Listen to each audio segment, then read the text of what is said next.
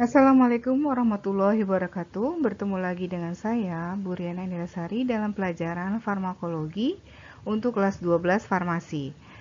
Kita akan melanjutkan materi mengenai obat gangguan sistem pernafasan. Kali ini kita akan membahas mengenai obat batuk. Batuk adalah suatu refleks fisiologi yang dapat berlangsung pada keadaan sehat maupun sakit. Jadi di sini batuk merupakan refleks yang terjadi karena adanya rangsangan pada selaput lendir pernafasan yang terletak di beberapa bagian dari tenggorokan dan cabang-cabangnya. Refleks berfungsi mengeluarkan dan membersihkan saluran nafas dari zat-zat perangsang. Ini merupakan mekanisme pertahanan tubuh. Penyebab batuk bisa disebabkan oleh radang, yang disebabkan oleh infeksi saluran pernafasan, alergi, bisa sebab mekanis yaitu debu, perubahan suhu mendadak, rangsangan kimia yang berupa gas ataupun bau.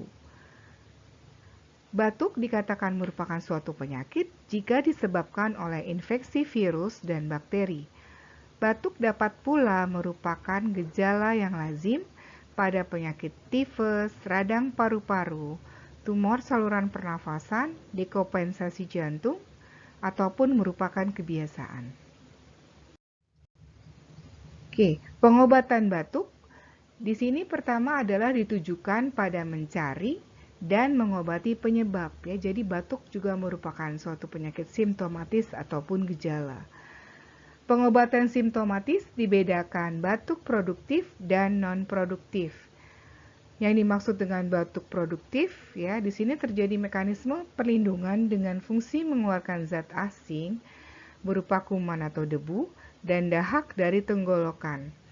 Batuk ini tidak boleh ditekan, digunakan ekspektoran untuk mencairkan dahak kental ataupun mempermudah pengeluarannya dari saluran pernafasan. Yang kedua, batuk tidak produktif atau dikenal dengan istilah batuk kering. Nah, ini harus ditekan. Golongan pereda batuk yang berkhasiat untuk menekan rangsangan batuk yang bekerja secara sentral ataupun perifer atau dikenal dengan istilah antitusif. Batuk alergi diobati dengan penambahan antihistamin seperti CTM, promethazine, difenhidramin, ditambah ekspektoran untuk mengeluarkan dahaknya dan pereda batuk. Tujuannya adalah mengurangi frekuensi batuk dan tiap kali batuk dapat dikeluarkan dahak yang kental.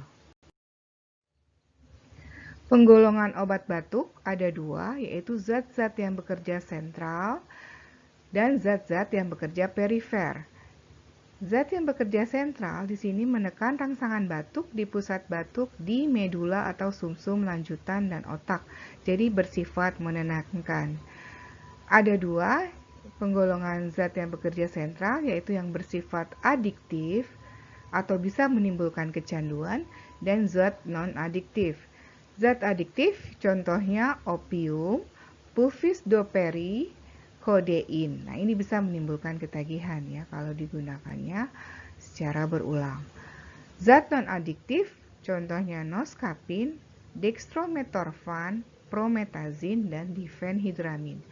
Khusus dextrometorphan ini suka disalahgunakan oleh oknum ya untuk mabok gitu. Jadi harus hati-hati kalau kalian bekerja di apotik ya, jika kalau ada pasien yang minta dextro dong, nah itu jangan dikasih ya kalau nggak ada resep, karena biasanya suka disalahgunakan.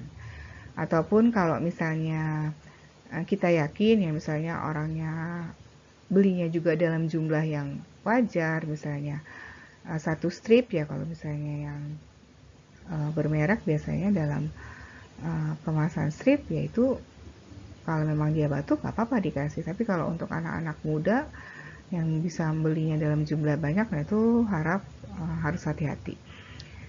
Oke, zat bekerja perifer di sini bekerja di luar susunan saraf pusat, dibagi menjadi emolensia yang bersifat memperlunak rangsangan batuk, melicinkan tenggorokan, serta melunakkan selaput lendir. Nah, ini contohnya sirup timi atau akar manis ya, yang biasa digunakan untuk campuran obat batuk hitam atau OBH. Succus liquiritae itu akar manis ya, jadi dia bersifat emolensia. Yang kedua adalah ekspektoransia. Di sini bersifat memperbanyak produksi dahak dan mengurangi kekentalannya agar encer sehingga mempermudah pengeluaran dahak.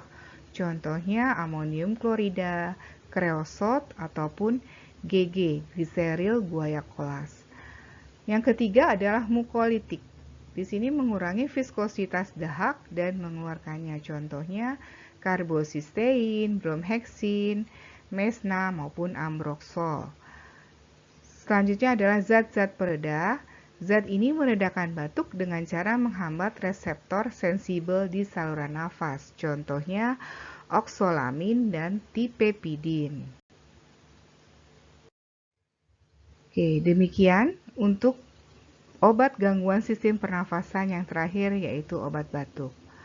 Apabila ada pertanyaan, silahkan diajukan lewat Google Classroom ataupun WhatsApp.